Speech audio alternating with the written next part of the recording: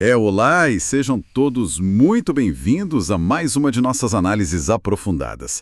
É sempre um baita privilégio poder mergulhar em novos conhecimentos e no nosso encontro de hoje, nós temos em mãos um material base que é simplesmente fascinante. Com certeza, é um estudo riquíssimo. Exato. Trata-se de um capítulo inteirinho focado nas tendências do macroambiente de mercado. Para quem tem aquela curiosidade sempre ligada, sabe? Quem busca entender como o mundo funciona nos bastidores, essa nossa análise vai funcionar como uma verdadeira bússola. Uhum. E o objetivo central desse estudo é justamente capacitar a leitura daquelas forças invisíveis, aquelas forças que estão, neste exato segundo, moldando a realidade ao nosso redor. Porque tentar desenvolver estratégias de mercado ou estruturar um negócio sem olhar para esse macroambiente É essencialmente como tentar navegar um navio de olhos vendados no meio do oceano. perfeito, navegar de olhos vendados. Pois é, não há como saber de onde vem a tempestade ou para onde a correnteza está levando a embarcação. Compreender essas conexões entre as instituições, a economia, a tecnologia e a sociedade é o que garante a sobrevivência e, claro, a relevância no longo prazo. Ok, então vamos desvendar isso. O estudo se apoia em uma estrutura analítica muito consagrada, que é a matriz Pestel. Isso, as famosas 6 letrinhas. Exatamente, Pestel. Fatores políticos, econômicos, sociais, tecnológicos, ambientais e legais. A grande missão do nosso mergulho de hoje é entender como essas forças acabam decidindo o que vai parar no carrinho de compras das pessoas. Sim, forças que parecem super distantes do cotidiano, né? É como uma taxa de juros que é decidida numa reunião a portas fechadas, ou, sei lá, o desenvolvimento de uma nova tecnologia em um laboratório fechado. Como essas grandes engrenagens se conectam na prática. O que é fascinante aqui, e o texto deixa isso muito claro, é a quebra da ilusão de que o mercado opera em um vácuo. O ecossistema de negócios é um organismo vivo, E altamente interdependente. totalmente conectado. Uhum. As estratégias mais eficazes são desenhadas por quem reconhece esses vínculos. Quando há uma compreensão desse cenário mais amplo, torna-se possível ajustar propostas de valor antes mesmo que uma crise se instale. É a transição de uma postura reativa, aquela coisa de ficar apagando incêndios o tempo todo, para uma postura preditiva, né? Exato. Antecipar o movimento. Então vamos começar pelo tabuleiro de xadrez, abordando logo as duas primeiras letras, o P de político e o E de econômico. Analisando o fator político, o material levanta um ponto crucial sobre a estabilidade. Sim, a estabilidade é a base de tudo. Quando as regras do jogo estão sempre mudando, seja por conflitos institucionais ou mudanças abruptas de poder, cria-se um ambiente de insegurança jurídica. A grande dúvida é como essa insegurança se traduz na prática para quem tenta produzir ou consumir. A palavra-chave da política para o mercado é previsibilidade. Pensemos no esforço monumental que é construir uma nova fábrica ou desenvolver uma linha de pesquisa inteira. Ou até abrir novas filiais, né? Com certeza. São investimentos que levam anos, às vezes décadas para dar retorno. Se não há confiança nas instituições, ou se não há clareza sobre quais serão as regras amanhã, o planejamento de longo prazo simplesmente congela. Congela total, e aí o dinheiro... Some. Exatamente. As empresas retraem os investimentos, a geração de empregos estagna e o apetite por risco despenca. E junto com esse clima político geral, a política fiscal também dita o ritmo. As famosas medidas de austeridade. Isso. Decisões governamentais sobre arrecadação de tributos ou cortes de gastos. Isso tira dinheiro de circulação rapidamente, freando toda a cadeia produtiva. É o efeito cascata chegando no bolso da população. Isso já nos leva direto para o fator econômico, o E da nossa matriz. Tem um conceito aqui que o texto aborda que atua quase como um cupim invisível nas finanças, que é a inflação. O grande fantasma da economia. Pois é. O estudo mostra que a inflação altera profundamente a psicologia do consumo. Quando os preços começam a subir continuamente, a cautela vira a regra número 1. As pessoas adiam aquelas compras maiores, buscam alternativas mais baratas, o que obriga toda a cadeia varejista e industrial a recalcular rotas de forma muito drástica. E a resposta tradicional à inflação introduz outro componente decisivo nessa engrenagem, que é a taxa de juros. Juros altos encarecem o crédito e o tornam escasso. Isso afeta desde aquela família que sonha em financiar a casa própria até a pequena indústria que precisa comprar uma máquina nova para aumentar a produção. A liquidez seca. O consumo passa a se concentrar quase que exclusivamente naquilo que é necessidade imediata, ou naquilo que oferece um retorno muito tangível. E é interessante notar que, nesses momentos, a comunicação das empresas precisa mudar o tom. Elas passam a ter que justificar racionalmente cada centavo que é cobrado pelo produto. O apelo emocional perde um pouco de espaço para a utilidade prática. Tem um recorte histórico no material que ilustra perfeitamente essa dinâmica. O texto cita o período de instabilidade econômica vivido pelo Brasil entre os anos de 2014 e 2016. Analisando os dados de forma bem técnica e imparcial, como o estudo propõe, foi uma janela marcada por inflação elevada e taxas de juros batendo a casa dos 2 dígitos. E uma queda drástica na confiança dos consumidores, né? Exato, queda livre na confiança. O resultado mapeado foi uma redução generalizada no consumo, atingindo em cheio principalmente o setor de bens duráveis, como veículos e eletrodomésticos. A questão que fica é, dentro dessa matriz macroambiental, o que diferenciou as organizações que conseguiram navegar por essa tempestade perfeita? O grande diferencial, segundo o estudo, foi a velocidade de adaptação pragmática. As marcas que mantiveram a relevância não ficaram simplesmente esperando o cenário voltar ao normal. Elas agiram. Elas entenderam a dor financeira e a insegurança daquele momento específico e mudaram o foco de suas ofertas para soluções concretas. Então o destaque passou a ser o custo-benefício rigoroso. Isso, embalagens mais econômicas, parcelamento criativo e, acima de tudo, uma demonstração genuína de empatia pelas dificuldades do público. O texto reforça que a confiança de quem consome é um termômetro altamente sensível. Em períodos de crise aguda, quem oferece amparo prático ganha uma lealdade que perdura por muito tempo. Vai muito além da crise. Com certeza. Outro ponto que eu achei interessantíssimo sobre a economia e a política é o papel do Estado como um grande maestro, capaz de acelerar ou frear setores inteiros.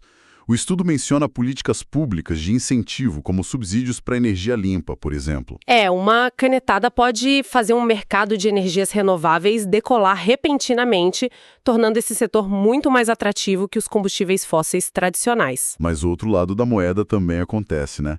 E com a mesma intensidade, só que por meio das regulações. Exemplo, ou exigências ambientais mais rigorosas para a mineração, isso reconfigura totalmente a matriz de custos dessas áreas. Uma simples mudança em uma norma técnica pode exigir que milhares de fornecedores troquem maquinários do dia para a noite. É uma teia muito complexa. E é fascinante notar como essas pressões econômicas ilegais acabam esbarrando nos valores humanos. O que nos leva ao S da nossa matriz Pestel, os fatores sociais, culturais e demográficos. A revolução humana do mercado. Exato. O material destaca uma reconfiguração profunda no que a sociedade de fato valoriza.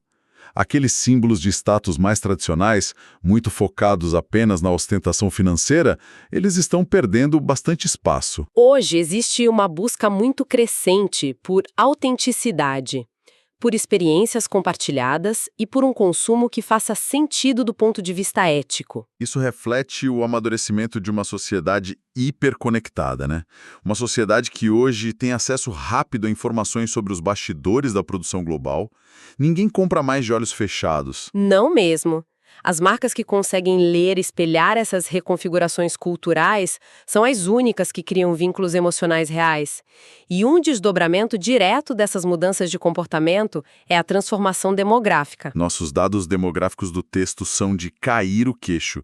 A estrutura etária global está passando por uma inversão monumental. É o envelhecimento populacional acelerado, combinado com um declínio acentuado das taxas de natalidade em vários países. Essa mudança na pirâmide etária redefine quarteirões inteiros das cidades. Populações mais envelhecidas passam a demandar um ecossistema inteiramente novo.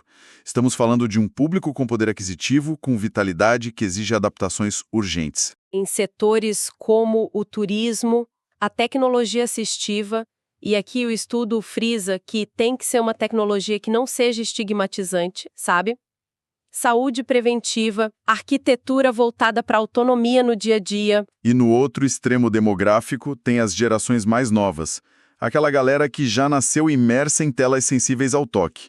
Eles apresentam uma lógica de consumo quase oposta aos modelos industriais clássicos. O texto sublinha que essas fatias mais jovens valorizam imensamente o acesso em detrimento da posse. Para que compra um carro se eu posso assinar um serviço de transporte, né? Exatamente, um modelo de assinaturas para transporte, entretenimento, até mesmo vestuário. Isso faz muito mais sentido para quem prioriza a flexibilidade e o propósito por trás daquele serviço. E adiciona-se a isso a transformação nas estruturas familiares, o aumento vertiginoso de lares unipessoais. Pessoas morando sozinhas. Isso, além dos diversos arranjos familiares contemporâneos e fluxos migratórios. Tudo isso pulverizou aquele antigo conceito de mercado de massa. Sabe aquela família padronizada dos comerciais de margarina da década de 90? Sei bem, a mesa perfeita de café da manhã. Pois é, ela representa uma fatia cada vez menor da realidade. Aqui é onde fica realmente interessante para a nossa análise. O material amarra todas essas mudanças sociais em um ponto inegociável: a diversidade como diretriz estruturante. Não como uma tendência passageira, isso é fundamental. Sim, as empresas estão percebendo que a pluralidade deixou de ser apenas um assunto para os departamentos de recursos humanos e passou a ser o núcleo da estratégia de negócios, dialogando com realidades e corpos que antes eram totalmente invisibilizados pelos padrões de consumo. O texto é categórico ao afirmar que ignorar a diversidade hoje resulta em perda imediata e quantificável de competitividade. Empresas de vanguarda não tratam a inclusão apenas na ponta final, lá na hora de fazer a propaganda. Elas inserem isso desde o começo. Isso, inserem características socioeconômicas, físicas e culturais logo na fase de pesquisa e desenvolvimento de um produto. Porque pense bem, se um software de reconhecimento facial não funciona para toda a diversidade da população... Ele já nasce obsoleto. Não serve. Exato. Além do mais, há uma vigilância constante. O público atual rastreia e expõe falhas éticas e incoerências corporativas em tempo real. A equidade, portanto, é um pilar de sobrevivência. Bom, passamos pelas forças políticas, mergulhamos na economia e mapeamos as revoluções sociais. Chegou a hora de explorar o que podemos chamar de aceleradores e guardiões do amanhã. A tecnologia, o meio ambiente e as leis. O T, o E e o L da nossa matriz Pestel. Entrando na tecnologia, o estudo toca num vespeiro comportamental muito debatido: a obsolescência programada. A percepção de que as engrenagens da produção são desenhadas para durar pouco, forçando a recompra contínua. Isso levanta uma questão importantíssima sobre os limites da engenharia e da ética de mercado. A indústria de smartphones é trazida como um exemplo paradigmático no texto. É o exemplo que todo mundo sente no bolso, né? Sem dúvida. Acompanhamos avanços impressionantes em capacidade de processamento, qualidade de câmera, o que por si só já estimula o desejo de trocar de aparelho. Claro, a inovação atrai. Mas há os controversos relatos sobre atualizações de sistemas operacionais que deliberadamente reduzem o desempenho de aparelhos de gerações anteriores. Essa degradação induzida força a troca do dispositivo antes do esgotamento da utilidade física real dele. É um motor muito poderoso para o faturamento imediato, mas que gera passivos ambientais e quebra a confiança da base de clientes. Mas a tecnologia não se resume a encurtar a vida útil de produtos, felizmente. Surgem os motores da inovação disruptiva. Inteligência artificial, blockchain, impressão 3D e computação quântica. O material elenca todas essas tecnologias. Mas, para nossa audiência que ouve esses termos o tempo todo, mas não está mergulhada no universo da TI, como essas inovações realmente operam na quebra e reconstrução de modelos de negócios? É que elas alteram a própria base de como o valor é criado, sabe? Tomemos o blockchain como exemplo. Longe daquela coisa de flutuação de criptomoedas, na sua essência, o blockchain funciona como um livro-razão digital público e imutável. Um baita cartório digital. Isso permite registrar contratos e rastrear cadeias de suprimentos com transparência absoluta e sem a necessidade de intermediários clássicos como grandes bancos. E a impressão 3D, que muda toda a lógica da logística global. Totalmente. Em vez de fabricar uma peça de reposição lá do outro lado do mundo, colocar num navio e despachar, a empresa envia um arquivo digital e a peça é impressa no local onde será usada, cortando custos e emissões de carbono de forma absurda. A inteligência artificial, por sua vez, escala a personalização a níveis que antes eram restritos a serviços de luxo artesanais. A disrupção acontece porque essas ferramentas tornam os métodos operacionais anteriores lentos e caros demais para competir. Eles viram dinossauros do dia para a noite. Exato. Mas toda essa aceleração desenfreada bate de frente com os limites físicos do nosso planeta. E assim nós entramos no fator ambiental, o E da matriz. Um fator que não dá mais para contornar. De jeito nenhum. O estudo é muito claro ao apontar que as transformações climáticas, o esgotamento de recursos e a perda de biodiversidade colocaram a sustentabilidade sob os holofotes. E não mais como uma boa ação corporativa. É um critério mínimo para a manutenção das operações. A mudança fundamental de paradigma apontada pelo texto é a transição da economia linear para a economia circular. A economia linear é aquela velha lógica de extrair, produzir, usar e jogar fora. O que não se sustenta mais. Não. A sustentabilidade verdadeira exige pensar no ciclo de vida completo. É desenhar um produto desde a prancheta, já pensando em como os materiais dele serão recuperados no futuro, reduzindo a dependência de matérias-primas virgens que estão cada vez mais escassas. É muito mais do que apenas colocar lixeiras coloridas de reciclagem no escritório, né? E há um alerta gravíssimo no texto sobre o greenwashing. A famosa maquiagem verde. Isso. Aquele discurso onde o marketing promove soluções milagrosas para o meio ambiente, mas a prática industrial continua poluente e predatória nos bastidores. O material ressalta que a sociedade não tolera mais essa dissonância. E o desgaste de reputação ao ser desmascarado é muitas vezes irreversível. E o que agrava esse cenário para quem pratica essa maquiagem verde é que o dinheiro inteligente fugiu dessa armadilha. A análise aponta o crescimento estrondoso dos fundos atrelados a critérios ESG. Ambiental, social e governança corporativa. Exatamente. Traduzindo isso para a prática, trilhões em investimentos globais agora usam o impacto climático e a ética social como um filtro rigoroso de risco. Ou seja, organizações que não comprovam práticas sustentáveis concretas perdem o acesso ao crédito barato. Proteger o meio ambiente tornou-se um pré-requisito financeiro inquestionável. Não é mais só o departamento de marketing falando de verde, é o departamento financeiro exigindo métricas. Para fechar as fronteiras desse nosso mapa macroambiental, nós chegamos ao ambiente legal. As leis, as normas e as regulações. Esse arcabouço atua equilibrando o campo de jogo. Estamos falando de toda aquela teia jurídica, leis de defesa do consumidor, normas de segurança do trabalho, exigências de rotulagem. Até regras tributárias e leis antitruste que impedem monopólios abusivos. Se conectarmos isso com um cenário maior, a visão comum é de que as leis operam exclusivamente como barreiras, né? Ou punições. É o que a maioria pensa. Uma pedra no sapato. Mas um monitoramento macroambiental atento, como o estudo propõe, revela que a legislação é um dos maiores motores de inovação existentes.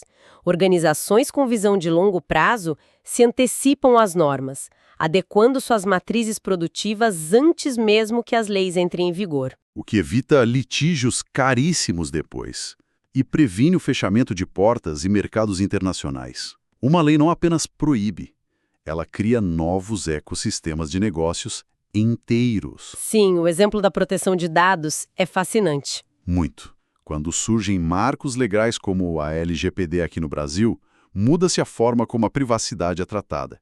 E isso gera oportunidades enormes para empresas que desenvolvem soluções em cibersegurança, consultorias em privacidade, ferramentas para a economia compartilhada. Quem decifra a regra do jogo antes constrói a estrada por onde a concorrência terá que passar pagando pedágio. Essa é uma leitura muito apurada do mercado. A capacidade de prever os desdobramentos de uma nova lei cria mercados gigantescos voltados para a conformidade. Então, o que tudo isso significa, né? Fazendo uma síntese de valor desse nosso mergulho denso nas informações, a grande lição que o material deixa é que a genialidade de um produto ou a criatividade de uma campanha nunca são suficientes por si só. Não mesmo. A resiliência verdadeira está na leitura panorâmica desse cenário sistêmico invisível. O monitoramento contínuo dessas forças políticas, econômicas, sociais, tecnológicas, ambientais e legais. A nossa matriz PESTEL é exatamente a linha que divide as iniciativas que prosperam daquelas que entram em declínio tentando entender o que as atingiu. Para quem acompanha este estudo, seja no universo corporativo, no meio acadêmico ou apenas traçando metas para a própria trajetória, o desenvolvimento e a aplicação diária desse pensamento analítico é o maior ativo que se pode cultivar. É a grande ferramenta, né? Vivemos em uma era de abundância caótica de informações. O diferencial competitivo definitivo é a capacidade de filtrar esses ruídos. Cruzar os dados sobre inflação com o envelhecimento demográfico e a ascensão da inteligência artificial e extrair daí um cenário de futuro provável. A adaptação não é um evento pontual, é um estado de observação contínua. E é com base nesse conceito de observação contínua que eu quero deixar uma provocação final.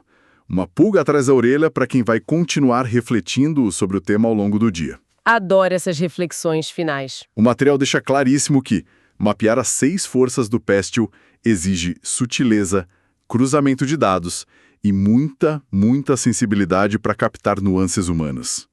Mas unindo isso ao que nós discutimos sobre a velocidade estonteante das inovações disruptivas, com inteligência artificial operando em capacidades preditivas gigantescas e a iminência da computação quântica processando variáveis em questão de segundos, será que num futuro muito próximo a interpretação do macroambiente deixará de ser uma arte analítica humana e será totalmente delegada às máquinas?